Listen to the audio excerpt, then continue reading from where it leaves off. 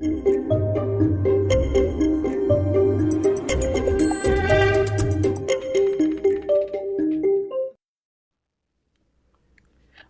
तुम्हारा ध्यान किधर है? मैं प्राइम नंबर के साथ इधर खड़ा हूँ।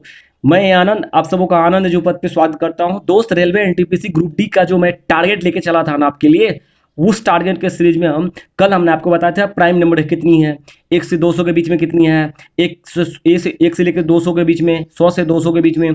अब एक सवाल पता है तुम्हें, मान के चलो एक क्वेश्चन में दे देता कि यार ये इसमें से चेक करो ये प्राइम नंबर है। अब कौन है नहीं है, तो मैं तुमको एक छोटा सा एग्जांपल दे रहा हूँ कि प्राइम नंबर को चेक कैसे करोगे, जांच कैसे करोगे। आज मैं बहुत सारे अच्छे अच्छे टॉपिक पढ़ने वाला हूँ, बहुत सारे, मजा आ जाएगा यार। यदि आप चैनल को सब्सक्राइब नहीं किए हो तो बिल्कुल वो लाल वाला बटन होगा ना, उसको दबा दो, और बगल में घंटा होगा ना, उसको भी एकदम टिपा देना, जिससे कि तुमको पता चल जाएगा कि हम आ गए हैं, है कि नहीं है। चलो, ये जो चेक करने वाली बात है ना, एक एग्जाम्पल कभी सोचे हो कभी क्या? एक बार देखो, गौर करो, थोड़ा सा ध्यान दो।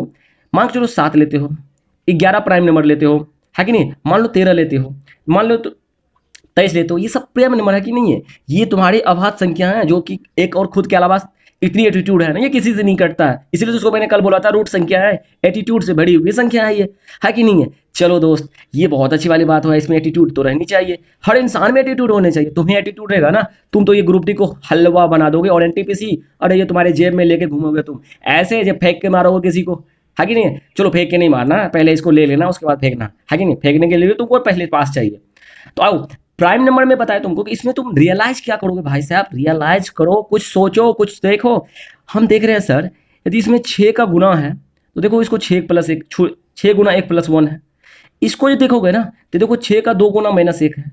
सर इसको देखोगे ना, ये 6 गुना 2 + 1 है।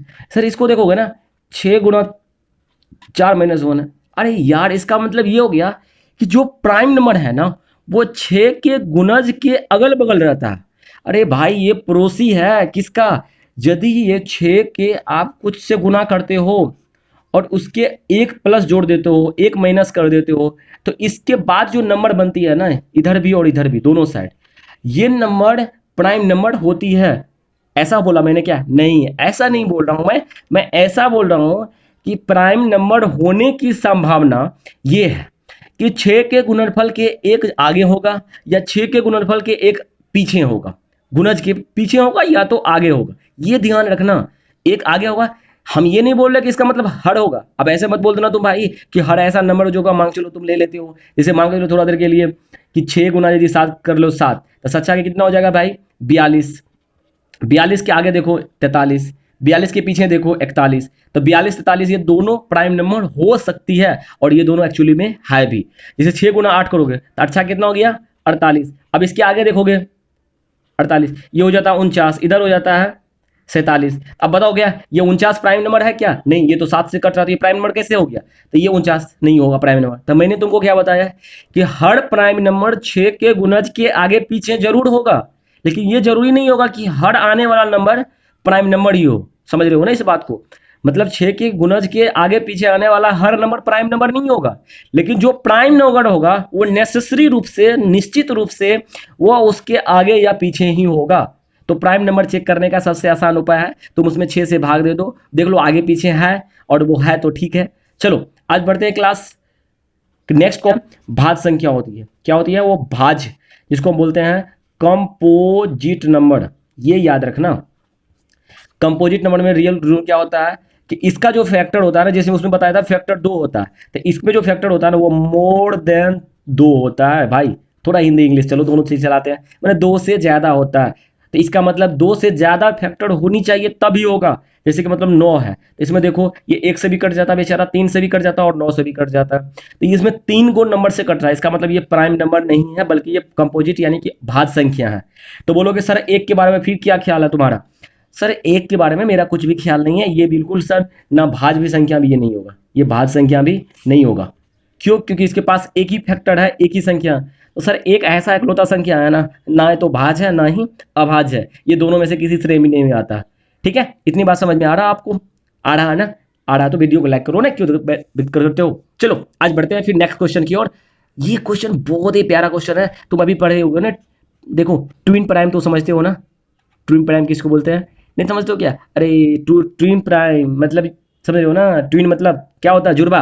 क्या बोलते हैं इसको हम लोग? हाँ बिल्कुल, जुड़वा बोलते हैं। जुड़वा भाई, जुड़वा आवाज संख्या है, ये जुड़वा आवाज है। अच्छा, जुड़वा आवाज सर किसको बोलोगे आप? तो देखो, जुड़वा आवाज क्या बोलोगे कि ऐसा प्राइम जो पड़ोसी पड़ोसी प्राइम होता है, जिसको कम जो होता है ना एकदम क्रमागत होता है, जो उनको बिल्कुल सटा सटा प्राइम होता है, यानी कि एक प्राइम के बाद जैसे दूसरा आ जाता है, उसको बोलोगे। यानी कि उसके बीच का जो बोलोगे ना सर, गैप जो होना चाहिए ना, वो गैप बता दो ना कितने होना चाहिए। तो गैप सिर्फ 2 का होना चाहिए, ये ध्यान रखना। जैसे मान एग्जांपल में लो कि जुड़वा प्राइम 2 का गैप होता है। ये खाली जानने के लिए तुम्हें जानना पड़ेगा। 3 और 5, देखो कितने की गैप है? 2 की गैप है, दोनों प्राइम नंबर है। सर 5 7, देखो कितने की गैप है कि नहीं? जैसे देखो 11 13, देख रहे हो ना, 17 19, ठीक है। इस टाइप से मुझे प्राइम निकाल दो। तो तुम्हारे लिए एक ऐसे होम वर्क देते हो कि तुम 1 से, क्या समझा, 1 से 100 तक में तुम जुड़वा प्राइम की सारे लिस्ट बना करके हमें भेजोगे कमेंट में। बिल्कुल भाई साहब, तुम्हारे लिए इतना कर रहा हो तो मेरे लिए भी कुछ करो। 1 से 100 तक की जो प्राइम नंबर होता है उसका जो है तुम जुड़वा प्राइम का, ट्विन प्राइम का लिस्ट बना करके इस टाइप से 1 5 5 7 से बना करके मेरे कमेंट बॉक्स में जरूर डालोगे। डालोगे ना? हाँ बिल्कुल। नेक्स्ट बात आते हैं हम आपको को प्राइम। क्या बताया भाई? को प्राइम, इसको बोलते हैं सह आवाज। क्या बोलते हैं? को मतलब होता है साथ साथ देना भाई, सह आवाज। देखो, अब देखो आवाज है तो इससे डर मत जाना कि ये जो होगा नंबर से आवाज के बारे में बात होगा। जैसे ट्विन प्राइम था, इसमें आवाज संख्या के ही बारे में बात हो रहा था, दूसरा संख्या नहीं है। लेकिन को प्राइम नंबर एक ऐसा नंबर है ना जिसमें कुछ कोई भी संख्या घुस जाएगा, लेकिन उसमें एक कंडीशन है सिर्फ कि इसका एचसीएफ 1 होना चाहिए। यानी कि इसका कॉमन फैक्टर जो होना चाहिए ना, कॉमन फैक्टर वो इसको एक ही होना चाहिए, इससे ज्यादा नहीं होना चाहिए। ये ध्यान रखना, एक ही कॉमन फैक्टर होना चाहिए, वही एक होना चाहिए, उससे ज्यादा नहीं होना चाहिए। यानी कि उसका एचसीएफ का मान अदरवाइज बोल सकते हो तुम, एक ही होनी चाहिए भाई साहब। अब बात करोगे कि सर एक एचसीएफ का मान हो रहा है, जरा बताओ मुझे कैसे कैसे हो रहा है। देख लो एग्जांपल, जैसे बात 2 3 है, ये तो दोनों प्राइम नंबर आ जाती है, आवाज संख्या आ जाती है, फिर भी इसमें देखो एचसीएफ ही दोनों में कितना होगा? एक ही होगा। मान के जो 3 4 है, क्या समझ रहे हो? 4 5 है, मतलब हर एक क्रमागत संख्या एक सब को प्राइम नंबर होता है। तो क्या सर 10 और 13 होगा? हाँ ये भी होगा। इसमें भी जो है एचसीएफ निकालोगे या कॉमन फैक्टर निकालोगे तो एक ही है, एक ही आएगा, है कि नहीं? उसके बाद जैसे मान चलो 25 ले लो और 129 ले लो, ये भी क्या होगा भाई? एक ही होगा, क्योंकि 25 और 129 में दोनों का को प्राइम नंबर का संख्या कितनी होती है? एक ही होती है। इसे मान चलो 25 ले लेते हैं, 31 ले लेते हैं और 37 ले लेते हैं। क्या ये संख्या सर को प्राइम नंबर है? हाँ भाई ये भी को प्राइम नंबर ही है, क्योंकि इस तीनों का जो है ना एचसीएफ निकालोगे ना, एचसीएफ मतलब समझते हो ना, मोसो, क्या बोलते हो उसको? मोसा, हाँ मोसा नहीं मोसा, है ना? तो ये मोसो भी उसका एक ही आता है, इनके एचसीएफ उसका एक ही आना चाहिए। इसमें भी वही आ रहा है। क्या इतनी बात समझ में आ रही है? आ रही है ना? वीडियो को लाइक करो। चलो आगे बढ़ते हैं। में है तुम्हारा प्राइम ट्रिपलेट। अब इसका जो बात है ना, कुछ नहीं, देखो 3 क्रमागत, 3 क्रमागत तुझे प्राइम नंबर मिल जाए ना, तो उसको समझ लेना कि ये प्राइम ट्रिपलेट है। एग्जाम्पल के लिए तुम्हें बता देता हूँ, जैसे देखो 2 3 5, ये तीनों लेकिन 3 होना चाहिए क्योंकि ट्रिपलेट है भाई, इसीलिए याद रखना। इसे मान के चलो कि दूसरा ले लेते हैं 7 11 13, ठीक है। इस टाइप की जो संख्या होती है वो उसको हम बोलते हैं प्राइम ट्रिपलेट। इस पे ज़्यादा क्वेश्चन नहीं बनता, समय भी बर्बाद नहीं करूंगा मैं, समय तो मैं यहाँ बर्बाद करूंगा और तुम्हें करना भी चाहिए इस समय में। इसको यदि नहीं करोगे ना फिर दिक्कत हो जाती है, कभी एग्जाम में पूछ देता है, फिर घस जाते हो तुम, समझते ही नहीं हो तुम कुछ। इसको बोलते हैं हम लोग परफेक्ट नंबर। ये नंबर देख रहे हो ना, ये ऐसे लिखे हुए हैं ना, हाँ इसको परफेक्ट नंबर बोलते हैं। अब परफेक्ट नंबर की बात क्या होती है भाई साहब? परफेक्ट नंबर एक ऐसी संख्या होती है ना, मेरी बात दिमाग से ऊपर जा रहा होगा, मैं समझ रहा हूँ इस चीज को। जैसे पहले एग्जाम्पल समझाऊंगा, खुद समझ में आ जाएगा तुम्हें। 6 है, बताओ 6 किससे किससे कटेगा? 1 से कटेगा, 2 से कटेगा, 3 से कटेगा और 6 से कटेगा। इस 6 को छोड़ दो, 6 तो खुद हो गया ना, इसको छोड़ दो। अब जरा 1 को 2 को 3 को जोड़ो, कितना आ रहा? मजा आ रहा क्या? जोड़ने पर कितना आ रहा? तो इस ये पूरा जोड़ करके आ रहा 6। क्या समझ में आया कि फैक्टर का उसका जो उसकी खुद के फैक्टर को छोड़ करके जो संख्या का जोड़ होता है ना, वो उसके बराबर ही होता है, मतलब 6 के बराबर हो जाएगा। तो सर ऐसा फैक्ट संख्याओं को बोलते हैं परफेक्ट नंबर बोलते हैं। दूसरा संख्या होता है 28, इसके बाद जस्ट ऐसा 6 के बाद जाकर के फिर 28 पे ही मिलता है। और 28 को भी तोड़ोगे तो 1 का कटेगा, 2 से कटेगा, 4 से कटेगा, 7 से कटेगा, 14 से कटेगा और ये फिर 28 से ही कटेगा। हाँ कितना लग रहा है ना? ये 28 को छोड़ दो, अब जोड़ दो इसको, 1 + 2 + 4 + 7 + 14। सर 14 7 21 4 25 2 27 1, बिल्कुल ये हो जाता है 28। क्या तीसरा बता सकते हो तुम क्या फैक्टर परफेक्ट नंबर होगा? तो चलो जान ही लो भाई, 496 एक, उसके बाद तीसरा परफेक्ट नंबर होता है। तो ये बहुत ही समझने के लिए इतना काफ़ी है तुम्हारे लिए भाई साहब, और हमारे लिए तो बेहतर काफ़ी है। इतनी बात तुम्हें समझ में आ रही है, हमें तो भाई समझ में आ रही है, और तुम्हें भी समझाने में मुझे मजा आ रहा है। नहीं समझ में आ रहा तो एक बार फिर से समझ लो। परफेक्ट नंबर वो संख्या होती है जिसमें खुद की परफेक्ट को, उसकी खुद की जो फैक्टर होता है उसको छोड़ करके बाकी फैक्टर का जो योग होता है उसके बराबर हो जाता है, तो उस नंबर को हम लोग परफेक्ट नंबर पूछते हैं, बोलते हैं और कहते हैं। कभी कभी ये क्वेश्चन जो होता है ना पूछ देता है, और कैसे पूछता है ना, जब मैं क्वेश्चन करवाऊंगा ना तो पता चला दूंगा मैं कैसे पूछता है ये क्वेश्चन। चलो भाई साहब, अब जो है मैं आ जाता हूँ विदाउट इस सब चीज़ पे, संख्या पे बहुत लटके हुए थे भाई साहब। तुम्हारा भी दिमाग पागल हो रहा था, मेरा भी हो रहा था। चलो ऐसा पागल नहीं हो रहा था, सही बोल रहा हूँ ये। चलो आज हम लोग अब यहाँ से शुरू करेंगे विभाज्यता का नियम। विभाज्यता का नियम देखो, इस चीज़ को हम लोग सीखने के पहले 25 में तुम भाग दे रहे हो, 5 से भाग दे रहे हो ना घाटू भाई, तो तुम बताओगे सर 25, इसका भागफल कितना हो गया?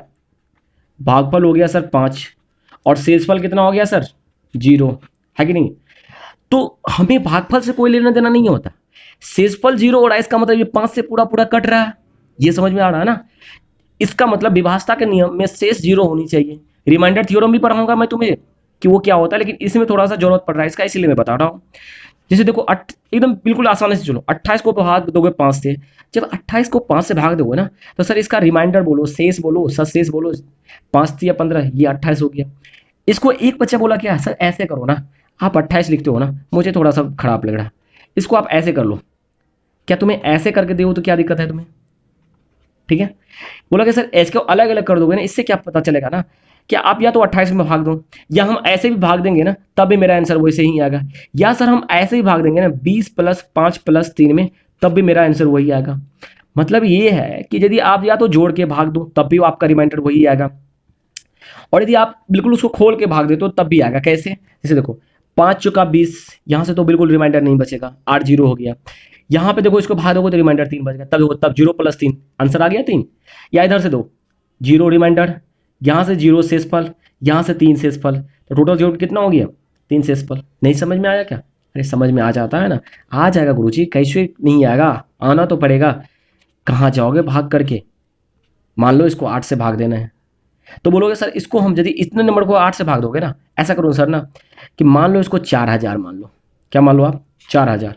जैसे आप 4000 मानोगे, इसको मान लो सर 320 मान लेते हैं, इसको मान लेते हैं 1, ये 4000 तो बिल्कुल ये कट जाएगा, ये रिमूवेंटेड 0 आ जाएगा। सर 8 चौके 32, ये भी कट जाएगा, 0 आ जाएगा। शेष क्या बचा? 1। देख रहे हो ना, चुटकी बजाते निकल रहा है शेष 1, है कि नहीं? वैसे 8 के बारे में एक चीज जानते हो क्या? नहीं जानते हो सर? एक बार आ जाओ। यदि 8 कोई नंबर है ना, ये यदि है 8 को यदि मांग चलो, इसको हमको चेक करना पड़ेगा, ठीक है? ये 8 से कट रहा कि नहीं कट रहा, तो इसको कैसे सच चेक करोगे? और 8 बता देता हूँ मैं, तुम भी जानते होगे कि तीसरा डिजिट को, 3 डिजिट को चेक करोगे, हम वो नहीं करने वाले। हम यहाँ पर देखेंगे तीसरा डिजिट क्या है। तीसरा डिजिट क्या है? सम या विषम। हम अभी वही चीज पढ़ेंगे, सम या विषम। ये बोलोगे सर सम संख्या क्या है? सम। हम इसको छोड़ देंगे, सब 2 को छोड़ेंगे, 54 में भाग देंगे, 8 के 48, 48 और 4 बोलो 52, 2 6 54, तो हमको रिमाइंडर 6 निकल के आ गया, यानी कि 8 से पूरा पूरा कट नहीं रहा। नहीं समझ में आया? नहीं समझ में आया तो नेक्स्ट वीडियो इसी क्वेश्चन पे, विभाज्यता के नियम पे ही शुरू करेंगे सर जी, आप टेंशन मत लो, हम तो आपके लिए लेकर के आ रहे हैं नेक्स्ट वीडियो। तब तक वेट कीजिए। आरआरबी एनटीपीसी ये आपकी होनी चाहिए भाई, किसी और का नहीं, ये ध्यान में रख लेना बात, ठीक है ना? मैं मिलता हूँ फिर नेक्स्ट वीडियो के साथ। मैं टारगेट बैच ले आऊँ, मैं सारे चीज 0 से मैं हीरो लेवल तक पढ़ाऊंगा, तुम मुझ पर बिलीव रखो थोड़ा सा, ठीक है भाई साहब? अपना ख्याल रखो, ओके, बाय बाय।